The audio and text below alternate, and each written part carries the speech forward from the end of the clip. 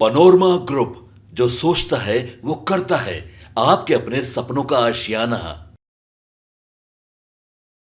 नमस्कार, आप देख रहे हैं भारत लाइव। भारत लाइव के विशेष कार्यक्रम खेल समझिए में आज हम बाबा से बात करेंगे, जो आखिरकार मोदी, शाह, चिराग और नीतीश कुमार की क्या टीम पर कहीं तेजस्वी और सहनी तो कहीं भारी नहीं पड़ रहे हैं, जोड़ी कहीं 20 तो नहीं पड़ रही है। 4-3-1-1-1 का फार्मूला तो नहीं सेट हो रहा है। समझिए पूरा गेम फिनिश तो नहीं हो गया। हम ये फार्मूला समझेंगे क्योंकि बाबा मेरे बगल में बैठे हुए हैं और ये चारों लोग पर नीतीश कुमार, चिराग, मोदी और कहें शाह पर ये लोग भारी पड़ते हुए कहीं नज़र तो नहीं आ रहे हैं। बाबा, क्या ये फार्मूला है 4-3-1-1 का? पेड़ लगाइएगा और उसी समय फल खोज दीजिएगा तो मिलेगा ना, वो तो उस समय सीमा पर है। हाँ, पहले पेड़ लगाइए, पानी दीजिए, उसको बढ़ने दीजिए, उसका रखवारी कीजिए कि गाय गरू न चढ़ जाए, और तब जा करके अपेक्षा रखिए कि फल मिलेगा। हो सकता है आपके जीवन में नहीं मिले, आपके बाल बच्चा को मिले, लेकिन मिलेगा। देखिए, हमारे शास्त्रों में भी बहुत सारी बातें कही गई है कि बाप पर पूत, पिता पर घोड़ा, और कुछ नहीं तो थोड़ा थोड़ा।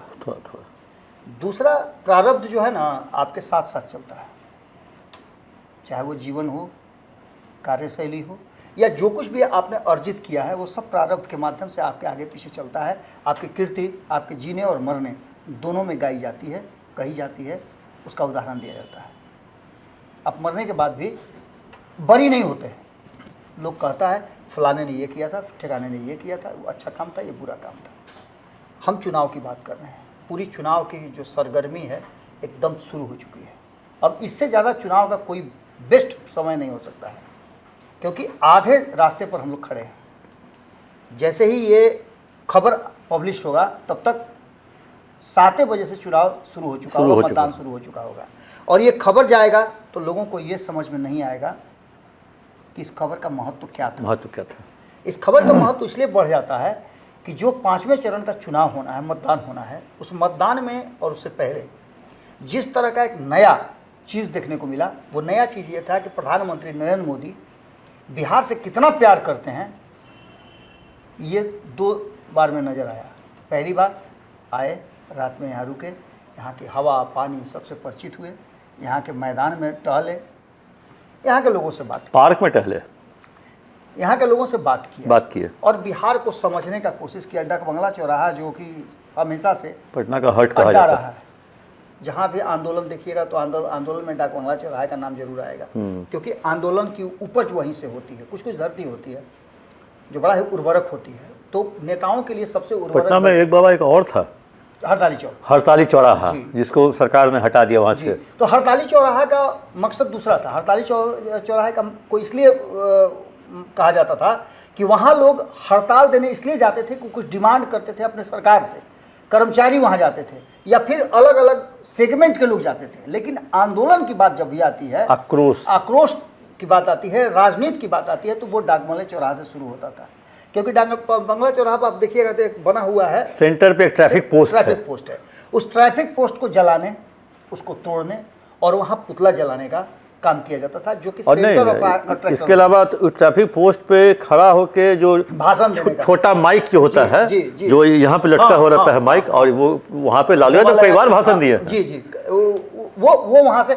दूसरा सबसे महत्वपूर्ण बात है कि वो डाक बंगला चौराहा ऐसा जगह है जहाँ पान की दुकान पर यहाँ के नेता पान खाया करते हैं, बगल में लिट्टी की दुकान है, वहाँ लिट्टी खाते हैं, बगल में कॉफ़ी हाउस है, वहाँ जाकर के कॉफ़ी पीते हैं।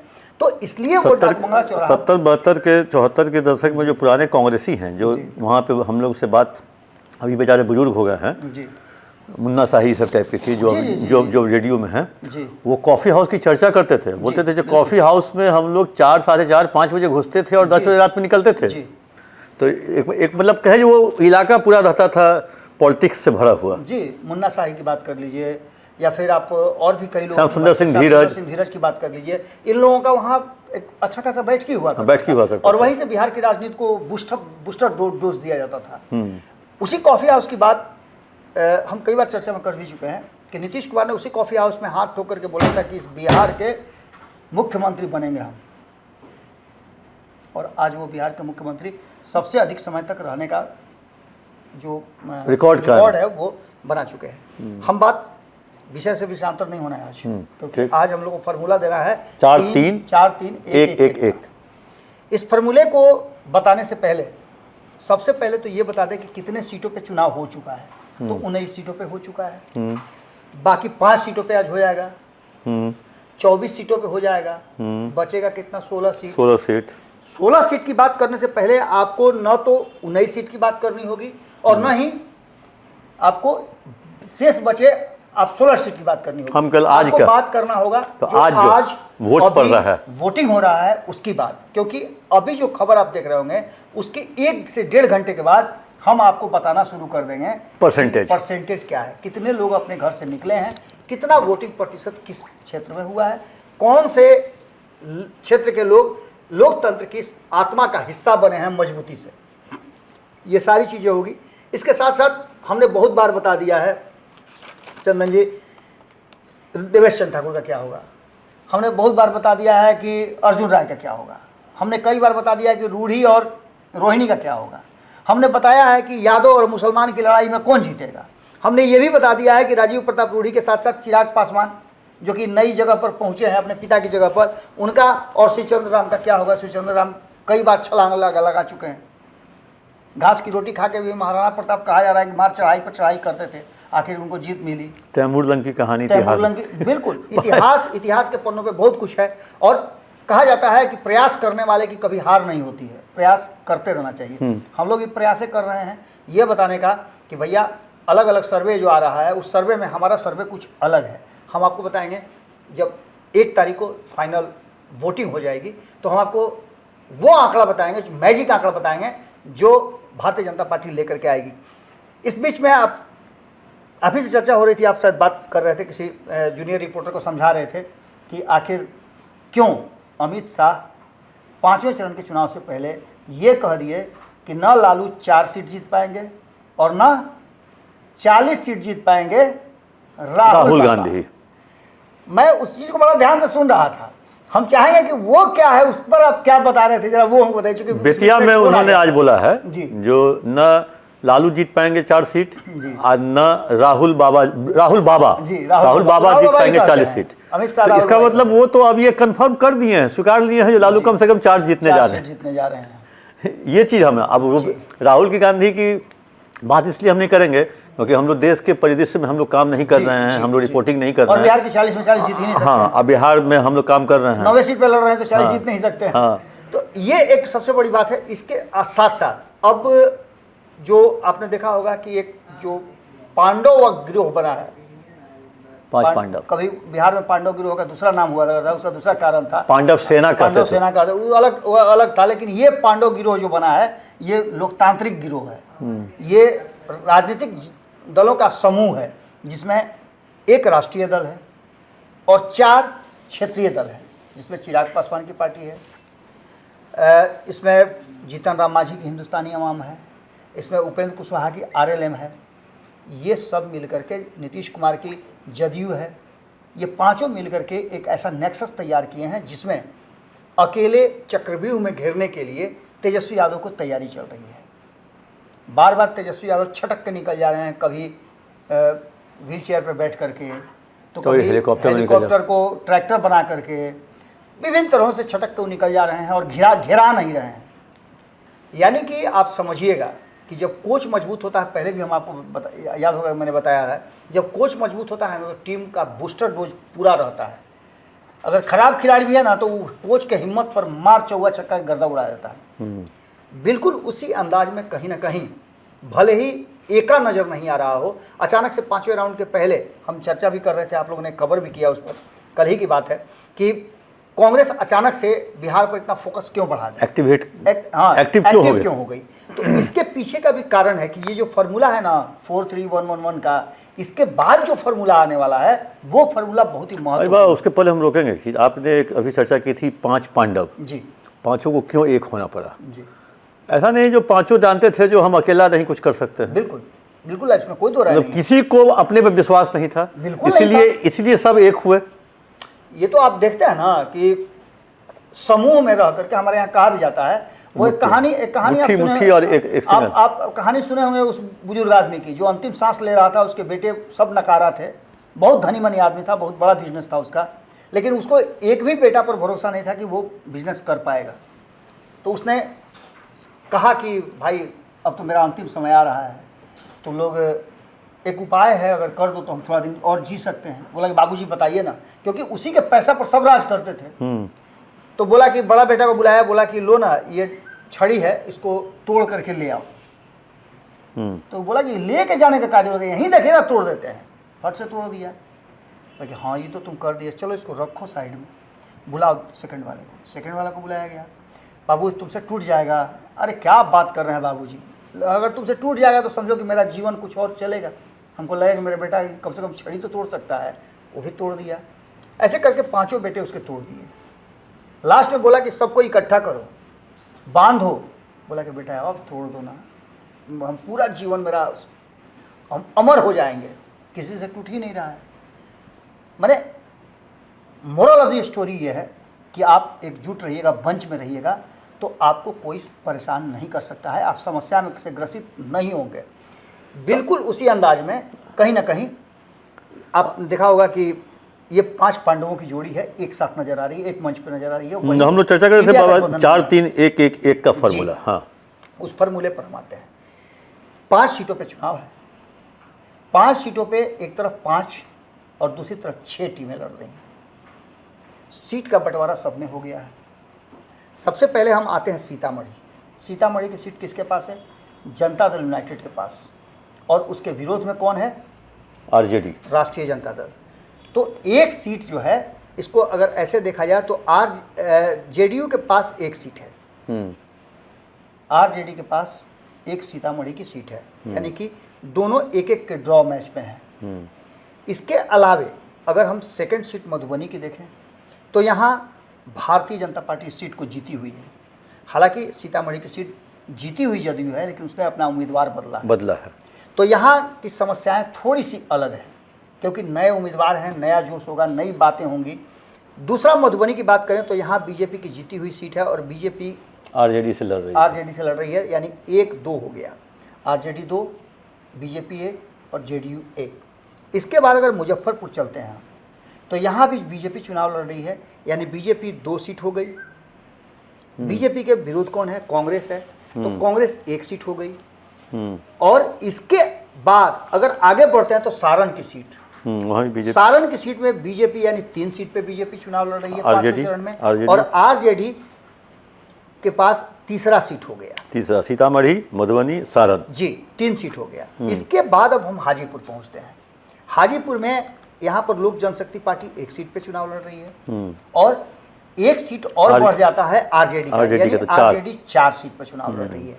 अब आरजेडी अगर इसमें बेहतर प्रदर्शन करती है, वो जीत का तगमा पहनती है, तो 4 सीट पे जीतेगी, क्योंकि वो 4 सीट पे लड़ रही है। अगर बीजेपी की बात करें, बीजेपी इस चुनाव को अपने पाले में कर लेती है तो बीजेपी 3 सीट पर चुनाव जीतती है। और अगर 5वें राउंड की बात करें हम, तो जनता दल यूनाइटेड अगर अपनी सीट बरकरार रखने में कामयाब रहती है तो वो 1 सीट पर चुनाव लड़ रही है। वहीं कांग्रेस 1 सीट पर चुनाव लड़ रही है। और इसके साथ साथ बीजेपी कहाँ लड़ रही है बाबा? देखिए, बीजेपी चुनाव लड़ रही है मधुबनी, मुजफ्फरपुर और सारण। अच्छा, 3 सीटों पर चुनाव लड़ रही है। अगर राष्ट्रीय जनता दल की बात करें तो राष्ट्रीय जनता दल सीतामढ़ी चुनाव लड़ रही है, मधुबनी चुनाव लड़ रही है, उसके बाद सारण चुनाव लड़ रही है और हाजीपुर चुनाव लड़ रही है। और एकमात्र अच्छा, आपका यही फॉर्मूला था 4-3-1-1-1। जी, तो अगर ये फॉर्मूला और इस पूरे समीकरण को जोड़ गांठ करके, यही कारण है कि हमने कहा भी है कि मोदी, शाह, चिराग, नीतीश, या उन पर ये 2 लोग जो हैं वो भारी पड़ गए हैं। 2 लोग में के साथ सिर्फ 2 लोगों को मत जोड़िए आप, इनके साथ हिडन वोट है, इनके साथ ओपन वोट है। जो 5 पांडव हैं वो 5 गांव मांग रहे हैं, तो उनको पता है कि कौन सा 5 गांव चाहिए उनको, लेकिन इनके पास जो है वो हिडन वोट है। बहुत सारी सेना इनकी है जो इधर उधर छटकी हुई है। जैसे कहते हैं कि कुशवाहा मेरे साथ है, कुशवाहा को टिकट दिया भाई तो कहेंगे ही ना, साथ साथ कुशवाहा को टिकट दिया है। कहते हैं कि महिला मेरे साथ है, 8-8 महिलाओं को टिकट दिया है, तो महिला इनके साथ होगी।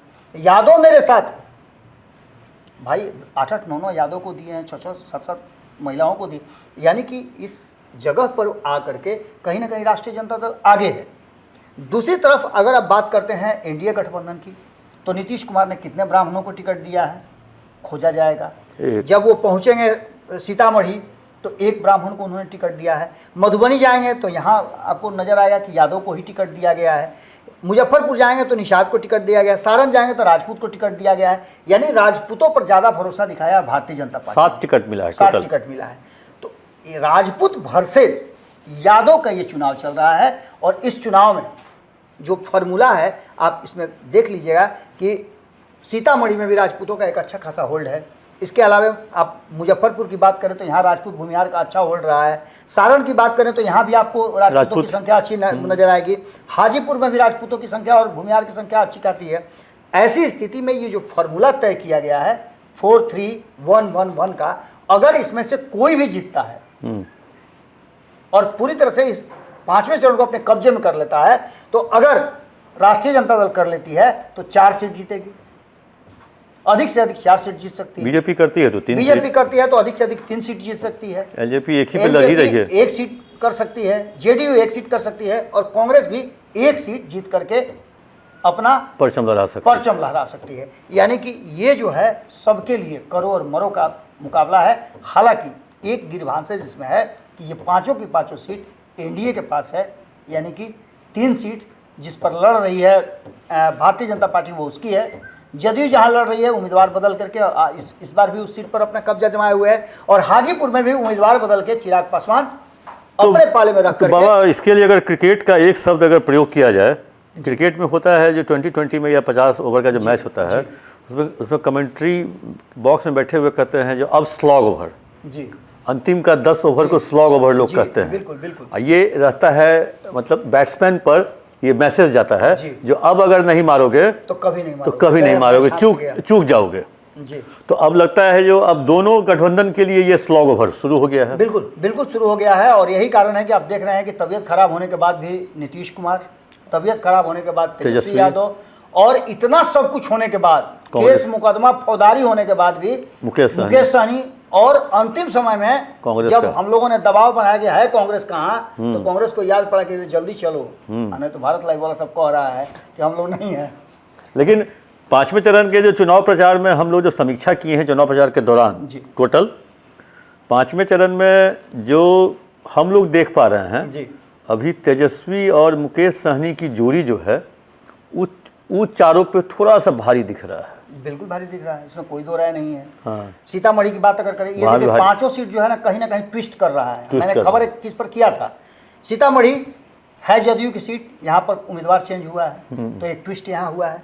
आप मधुबनी की बात कर लें, यहाँ भी एक ट्विस्ट हुआ है, यहाँ मुस्लिम वर्सेस यादव कराया गया है, नए उम्मीदवार को अली अशरफ फातमी को दिया गया है। अगर मुजफ्फरपुर की बात करें तो यहाँ तो सबसे बड़ा ट्विस्ट हुआ है, यहाँ हारने वाले को जीतने वाले के साथ लड़ाया जा रहा है, जीतने वाले को हारने वाले के साथ, और उसमें भी दोनों का दल चेंज है। दोनों का दल चेंज है, तो जो पिछली बार इधर से थे वो इस बार चले गए उधर से। बिल्कुल। सारण की बात करें तो यहाँ भी एक बड़ा ट्विस्ट है, भाजपा से तो वही उम्मीदवार है, लेकिन रोहिणी आचार्य को देकर के इस बार लालू प्रसाद और राबड़ी देवी ने अपने हार का बदला लेने का प्रयास शुरू किया है। लालू प्रसाद इस बार वहाँ से जीते भी थे जी। हाजीपुर की बात करें तो यहाँ भी एक ट्विस्ट हुआ है, चिराग पासवान ने स्विच किया है, यहाँ पिता की विरासत को बचाने की होड़ में लगे हुए हैं। तो हर मामले से अगर देखा जाए तो ये 5वां जो राउंड है ना, ये तय कर देगा। हाँ, ये पसंगा होगा। जैसे आप तराजू कोई तौलते हैं ना सर, तराजू पे, तो कभी कभी होता क्या है ना कि तराजू वाला जो पहले जो तराजू होता था रस्सी वाला, उसमें ऐसे झुक भी जाता था, तो एगो पसंगा इधर रखा जाता था बराबर करने के लिए, तब वजन होता था। वो एगो पत्थर का रहता था या कुछ का पसंगा रख दिया जाता था, वही पसंगा ये 5वां राउंड का जो वोटिंग है वो है। इसमें जो आगे सो आगे, जो पीछे सो पीछे रह जाएगा। हम बाबा से समझ रहे थे खेल समझिए, आखिर मोदी, शाह, चिराग और नीतीश की जोड़ी पर कहीं तेजस्वी और सहनी की जोड़ी तो भारी नहीं पड़ रही है।